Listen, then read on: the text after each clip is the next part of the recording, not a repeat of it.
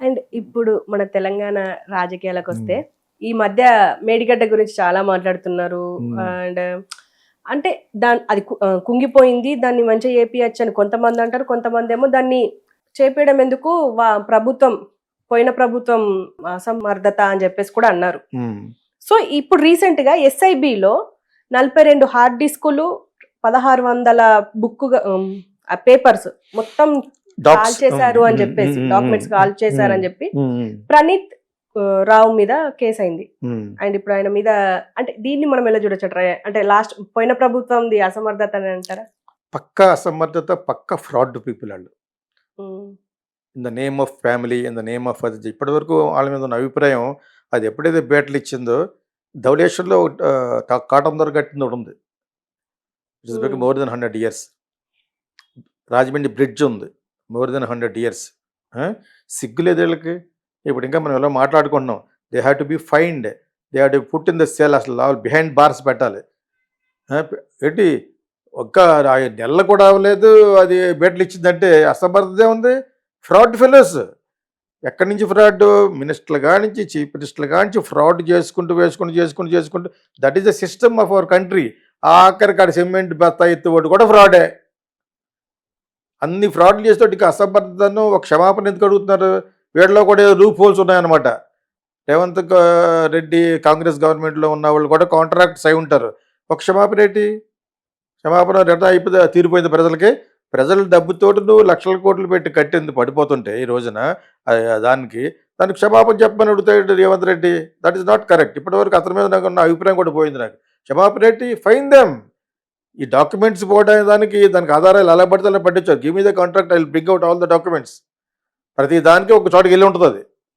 Okay, వీళ్ళు call చేసినంత మాత్రాన అదేదో రావుగోపాల్ అంటాడు, హిస్టరీ చింపేస్తే చెరిగిపోదు అంటాడు కదా, చెరిపేస్తే చెరిగిపోదు మరి అంటే ఆ విధంగాన వీళ్ళు చింపేసి తగలబెట్టినంత మాత్రం పోయేది లేదు. ఎక్కడ పడితే అక్కడ పట్టుకోవచ్చు దాన్ని. నిజంగా వాళ్ళకి మనసు ఉండాలి. Where there is a will there is a వే.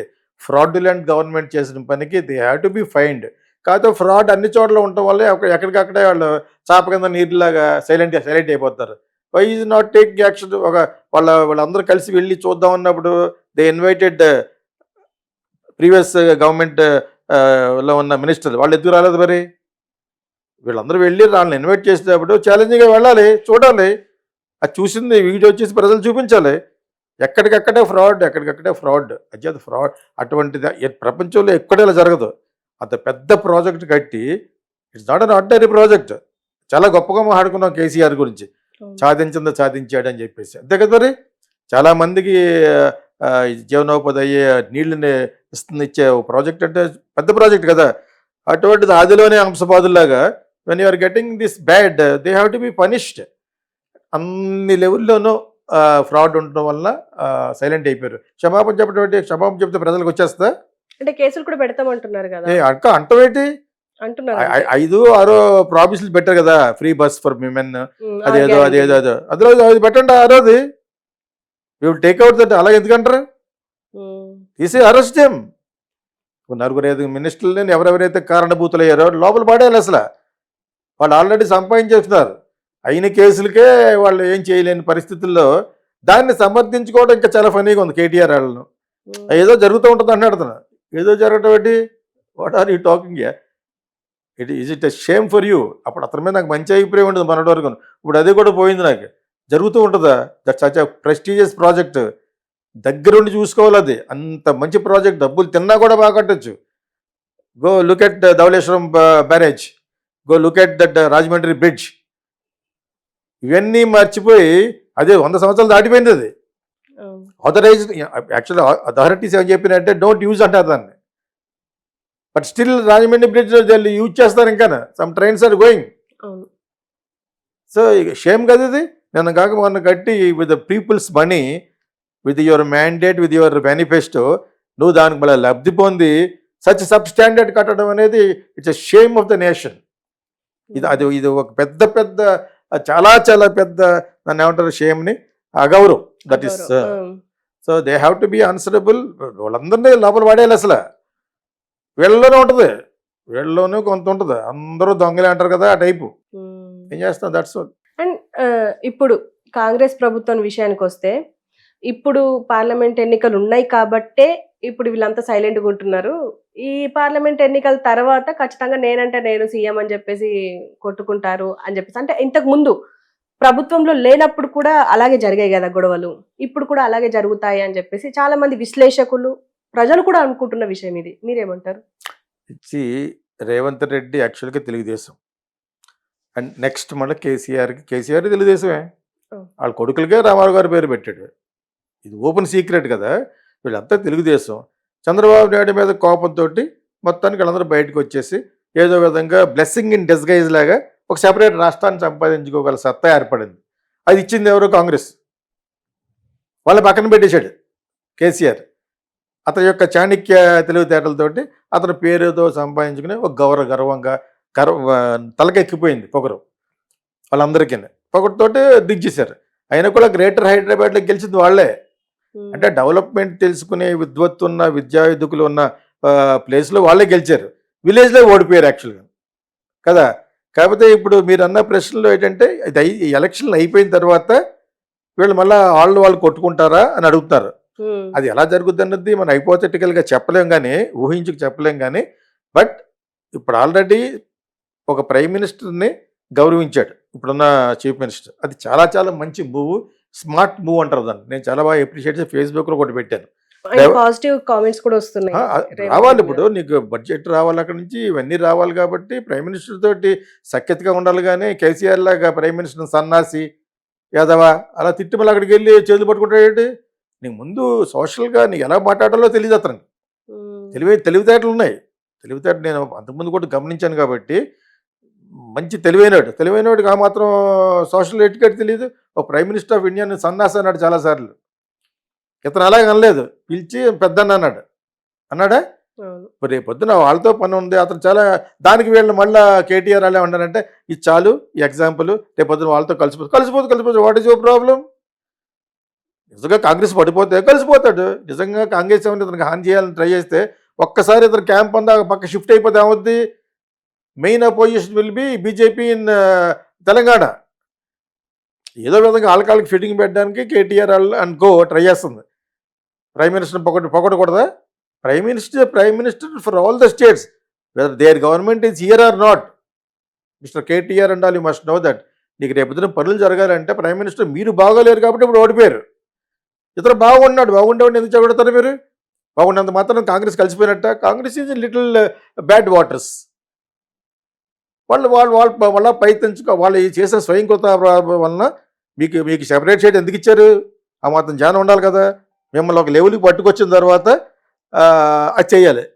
ఇది యాక్చువల్గా సినారియో. అతను రేవంత్ రెడ్డి చేసింది ఇందాకేదో కాళేశ్వరంలో తప్పు, ఇంకా వాళ్ళ మీద ఎక్కువ యాక్షన్ తీసుకుంటలేదు అన్నాను. బట్ ఇక్కడ అతను ప్రవర్తన బ్రహ్మాండంగా మాట్లాడతాడు. హిందీ బాగా మాట్లాడాడు ఆయన, తెలుగు బాగా మాట్లాడాడు, ఇంగ్లీష్ బాగా మాట్లాడాడు. ఇంగ్లీష్లో ఆయన గమనించాడు, ఒక్క తప్పు కూడా మాట్లాడలేదు. కానీ ఇంగ్లీష్ రావట్లేదు అని చెప్పేసి హేళన చేస్తున్నారు ప్రతిపక్షం. అండ్ ఆయనకి రావట్లేదా? జర్మనీ, జపాన్ లో ఇంగ్లీష్ లేకుండానే ముందుకెళ్తున్నారు కదా. వాళ్ళు అసలు ఒక ముక్క కూడా ఇంగ్లీష్ మాట్లాడరు, కానీ దేశాలను ముందుకు తీసుకెళ్తున్నారు. వాళ్ళకి ఇంకా నాకు అర్థమైంది, వాళ్ళకి ఇంకే వంక లేక ఇది పెడుతున్నారు. Revanth Reddy is much more efficient than KCR. This is my statement as a creative film maker and also experienced person. నేను ఇద్దరిని చూస్తున్నాను, బ్రహ్మాండంగా మాట్లాడాడు. What else you want? Oxford University మహాడలా ఈ ఆఫ్టర్ ఆర్డినరీ స్కూల్లో చదువుకున్నావాడని చెప్తున్నాడు కదా.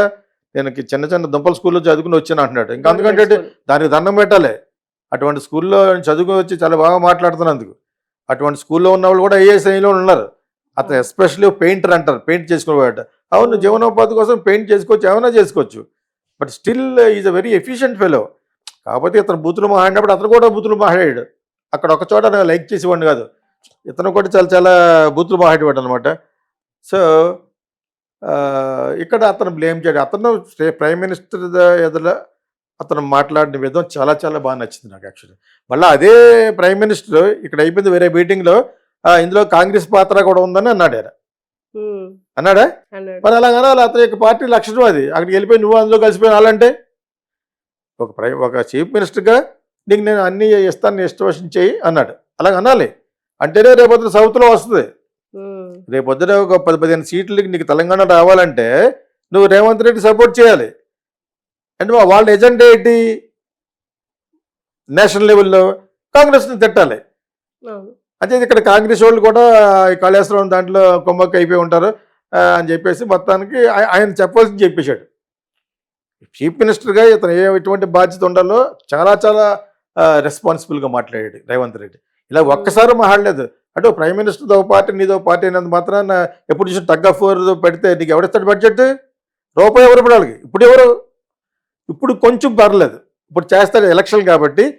హైదరాబాద్లోనే ఈ సదర్న్ రైల్వేస్ అని అదని ఇదని మెట్రో రైల్ అని ఎందుకు చేస్తున్నారు?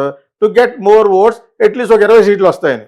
వాళ్ళకి సీట్లు కావాలి. ఇప్పుడు ఆంధ్రాలో జగన్ ఇస్తాడని ఎవరిచ్చినా తీసుకుంటారు.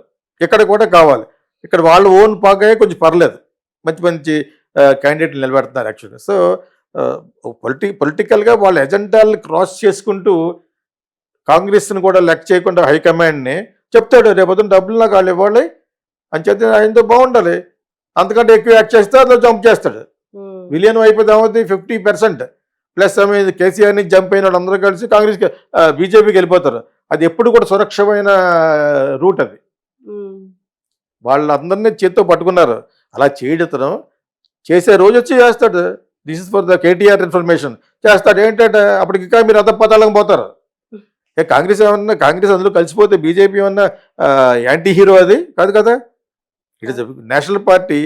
ఎక్కువ బ్యాక్ చేసి ఇప్పుడు అందరిలోనూ ప్రపంచంలో అన్నింటిలోనూ బాగా చెప్పుకున్న పార్టీ. ఓన్లీ ఇస్లామిక్ నేషన్స్ ఒకటే మోడీ గారిని లైక్ చేయరు. Don't care. నీకు అర్థమైంది ఏంటంటే, సో మోడీ గారితో జాయిన్ అయిపోయినా కూడా పర్వాలేదు. అదే మీకు దెబ్బ. ఇంక మీరు తేలుకోలేరు. మీరు ఇంకా అధపతాళంగా పోతారు. Because you maintain and you helped only your caste people and your family people, which is an utter mistake. What you think? అలాగనుకుంటే జలగం వెంకటరావు తర్వాత మళ్ళీ కనపడలేదు. మీకు ఇంకా తెలియదు, మీ పిల్లలు ఎవరికి తెలియదు. Jalagam Venkatarao is first Velama. Okay, ఆయన తర్వాత మనకి ఎవరు రాలేదు. కాకపోతే కమ్యూనిటీ చాలా సుభిక్షంగా ఉండడం కారణం వాళ్ళు చాలా బాగా బిజినెస్ చేసుకుంటున్నారు. చాలా కాలానికి ఈయన అయ్యాడు, నిలబెట్టుకోలేకపోయాడు. మీకు అర్థమైనప్పుడు ఇది చాలా మంది తెలియదు. Jalagam Venkatarao is more powerful then all the chief ministers. ఓకేనా? అప్పటికి మీరు ఎప్పుడో పుట్టలేదు ఇంకా.